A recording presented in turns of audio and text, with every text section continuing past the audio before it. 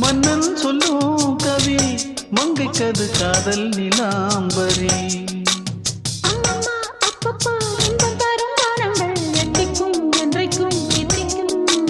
மங்கினி கங்கினி வெண்ணிலவின் தங்கினி உன்னைத்தான் என் கண்கள் சந்திக்கும்